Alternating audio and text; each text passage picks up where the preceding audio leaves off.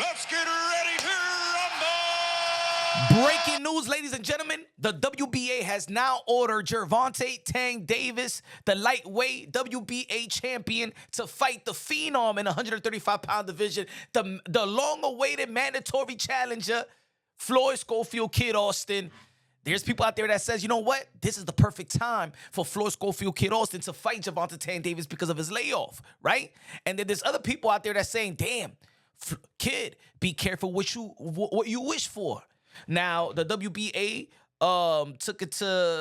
had their press release and said, the World Boxing Association Championship Committee has officially ordered the mandatory lightweight title bout between reigning champion Gervonta Davis and division #1 contender Floyd Schofield. The pioneering organization sent formal notification to both camps this Saturday, May 23rd, granting the parties 30-day negotiation period that will expire on June 22nd. Under the championship rule 10,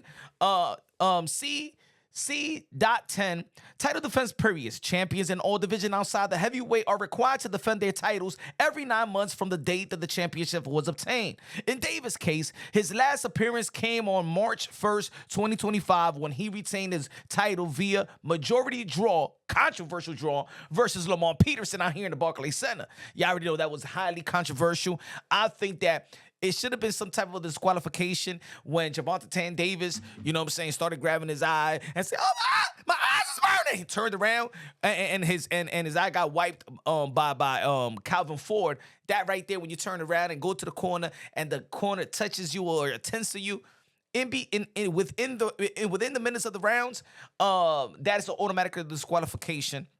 He took a knee when the referee did start the count, and then he stopped the count.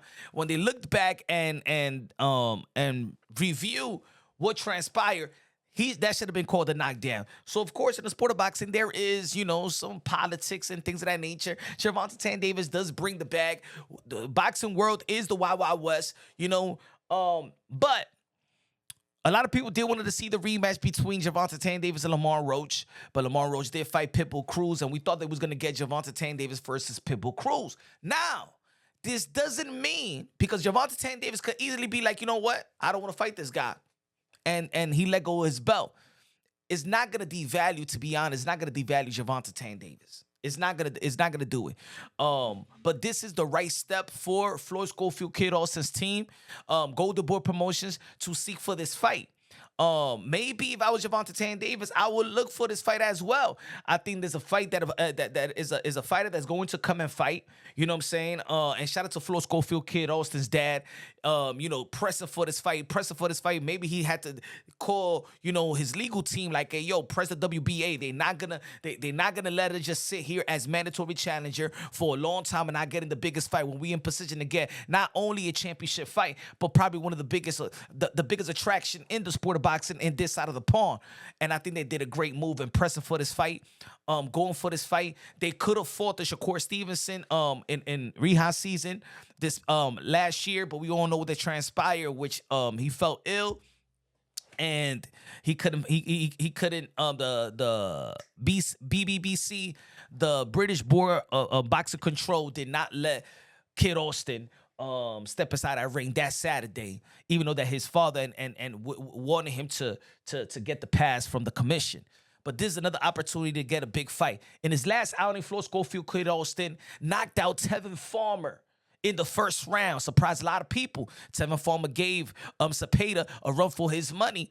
You know what I'm saying? That they needed a rematch. We can honestly say that Tevin Farmer did win the first fight, but it was supposed to be that easy in a lot of people's minds. I know that Kid Austin was going to beat Tevin Farmer. I didn't know it was going to be a knockout in the first round, but he's been proving he's getting better. He's not even in his prime. He's one of the fighters in the sport of boxing as a phenom, in which we look forward to in carrying the baton, you know what I'm saying, to enhancing the sport of boxing. It's Kid Austin, Abdullah Mason, Emilio Vargas, the Ben Whitakers of the world. I know he's a little bit older, but his career, he started his career late, his professional career late. You got the Keyshawn Davis of the world. That could be a good potential fight. I think this is a great fight for both fighters at the position that where they at right now. Floyd Kid Austin is coming out of knockout.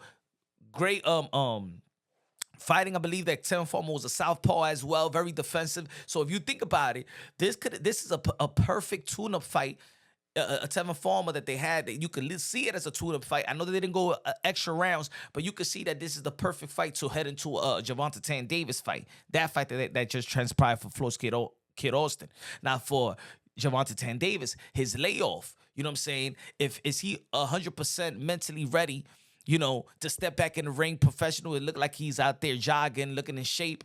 A Kid Austin, I think is a good fight for both of these guys, you know. But I don't know if Gervonta Tan Davis is gonna be like, you know what I'm saying?